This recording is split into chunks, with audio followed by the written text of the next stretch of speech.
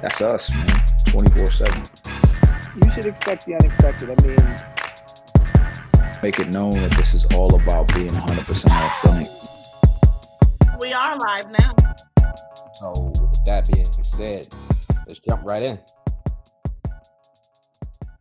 Tavis, you bring up some interesting points, especially with the things that you're doing. Shout out to that, definitely. Thank you. Thank you. But I have to ask. Interesting segue because the book that you have coming out. Mm-hmm. Now, educate me because it appears that there's a little bit of things that's going on a little different in the book. Oh, absolutely. All right, so let's talk about that. Let's talk about the book and and all that. Yeah. So tell us what's the title of the book? Okay, so the book is called Never Met a Stranger, right? Mm-hmm. And so the main character, which is Alicia Renee, the setting is high school. She's the most popular girl. She's dating the most popular guy. They go to college. And one goes to New York, the other one goes to LA. And she depends on him heavily for support. He's like her everything. And so on signing day, she goes and she surprises him because he's getting ready to go pro.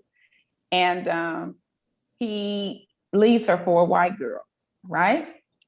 And so at this time, she vows that no man is ever going to get the best of her.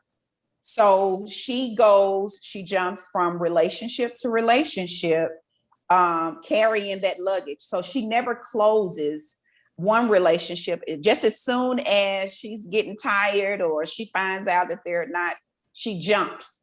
So you have to read to see what brings Alicia Renee to her knees. You have to, yeah. So, but I mean, in reality, we do that. We jump from relationship to relationship. We don't heal. And, people tell us they'll ask, what's the best way to get over somebody? Well, they say, well, get up under another person. Yep, get up under. Right. I heard that one, y'all. I heard that one. Good job, Devin. All right. So it seems like just looking at the about the book, it seems like the Never Met a Stranger part is the interesting title because it seems like the twist is that maybe the Never Met a Stranger is herself is the stranger. You gotta read it to find out. I love it. Right. The cliffhangers. So yes. Thomas, what inspired you to write this book? So I'm so many things. I started writing when I was in the 6th grade, and I would deal with, anxiety a little bit because I would never just get my point across. So I started writing. So I write about everything, and so that helped me, put my thoughts out there. And so I always knew that I wanted to write a book. But at that time, I didn't know what. And so I started watching these reality shows and got consumed with them, and I watched these girls, like how they go, from this person to this person to this person and jumping back and forth and all of that. And I was like, you know what? This stuff happens every day. And there are every day. And then there are pieces of me that I have inserted in the book as well. So I decided to put, some life lessons and some things that that I've experienced, and I put it in the book. Look, I went in the booth. You know what I'm saying? It's not one of them best man type situations, is it? Yeah. It's what? Not one of them best man situations where people absolutely not. No. Not sleeping. I'm not. Before the loop shooting? Right.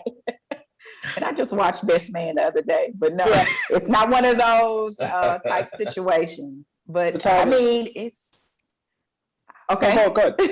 No, what you was gonna say? Go ahead, finish. I said it's very interesting to see the types of relationships or the relationships that Alicia Renee seeks out for. So, different types of men, Mm-hmm. So. Yeah. Go ahead, Dev. What are your expectations from the book? What do you want the readers to capture from the book? That is like one of the best questions. I want women and guys to know that one is a whole number. It's a whole number. So it's okay. You don't have to be with someone in order for you to be complete. You have to love yourself. You have to have that foundation. Because there's a thing that Alicia Renee goes through, but sometimes when people go through relationships, they think their world is ending. When it ends, they're about to end, and they think about, as an administrator, a former administrator, I see when my kids, when they break up with their significant other, their world is about to end. They don't want to go to school. They don't want to eat. They can't breathe. They can't do it. They want to fight whoever else the person is with. And a lot of times, we don't, it's because we don't love ourselves. We don't know our worth. And a lot of times that we will accept any and everything, I remember my grandmother used to tell, get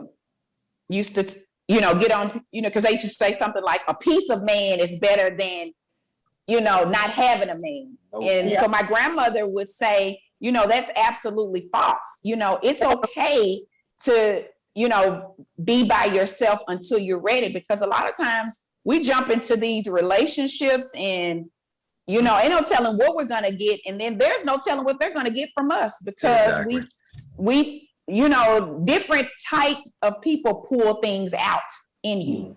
Yeah. And so, it could be anger or triggering. You could, PTSD, any of those things.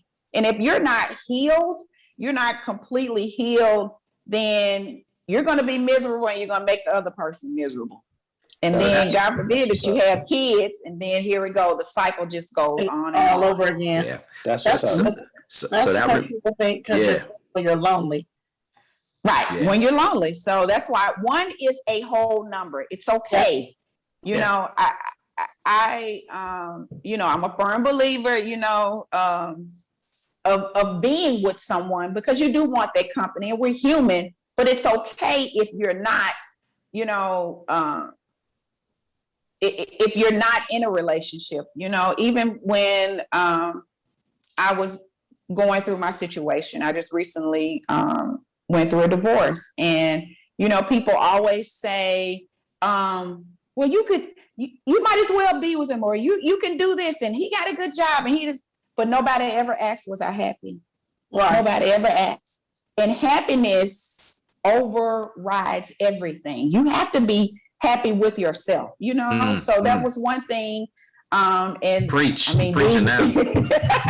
you have to be, because you're not your best self. You're not going to give 100% to yourself, your friends, your job, your church, whatever it is that you're active in. You can't be your best self if you're not good. So you have to make sure that you're good before you embark on new territory. So that brings into mind two things: the statement that Will Smith made, saying that it's not his job to make his wife happy, and it's not her job to make him happy. Like, you have to find that yourself. That was right? August's job. Oh no! Thinking about it, that was August's job. Oh no! August's job. August Alsina's job to make. That was August's job, man. August Alsina's job to make her happy. Pac started it. August Man, Alsina Pac started that. Yeah, Right, Pac August started Alsina that. finished it. You He wrong set for the bar that. high. You wrong for that, Walt. Come on, man. Nah, You should have opened that door. I'm Hey, proud of you. listen. I've been over here fighting back my childish urges all evening. No, we're not gonna keep blowing past this. We go. So, but I'm here for it too. but I remember being in college, and I actually had that same type of revelation. And for me, it was broken down into like a puzzle piece, and so I represented one side of the puzzle, and my spouse or whoever I was with represent that other side of the puzzle. And even if we come together and meet in the middle, if I'm missing pieces in my puzzle, right, it's not that person's job to make me whole. I have to do that, and then the same thing for the spouse. So that's deep. That's dope and deep. Right. It's all about having that foundation, and that buildup comes from basically, your parents. Your parents are really supposed to build you up and, help you develop your character and all of those things, And so if you don't have that foundation, it's like you're almost doomed. So that's why being an advisor for MDL and Period Pearls, I go hard because I see a lot of times that girls are lacking that and they will seek attention from elsewhere. So it's my job to build them and to help them understand that self-love is the best love. And we just go from there. So that foundation is important. And that's Are you dealing with any homosexuality with the girls that you're? I know you were talking about men and stuff, and we know nowadays, knowing with the days that we're dealing with, the times we're dealing with, we know that a lot of girls are liking girls now. So, I don't have any girls that are, I will say, openly, because my organization is built on Christian principles. So I don't have any that I know of at this point. Right. And I haven't had to deal with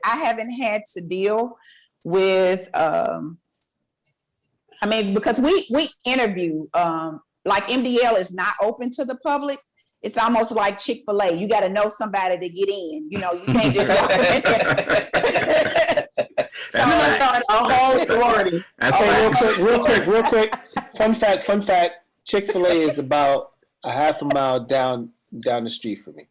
Yeah, The headquarters. corporation. The headquarters. The headquarters. I was like, Chick-fil-A is everywhere, Devin. It's everywhere. Right. So you have to know somebody. So what I tell the girls is when it's time to do have meet and greet, I always tell them to get like-minded girls. So it's a way of telling them, okay now I need someone just like you. If your parents are strict and they're involved, I want you to find a girl that's just like that, So I just tell them, just get like-minded girls. So I haven't had to deal with that situation, but I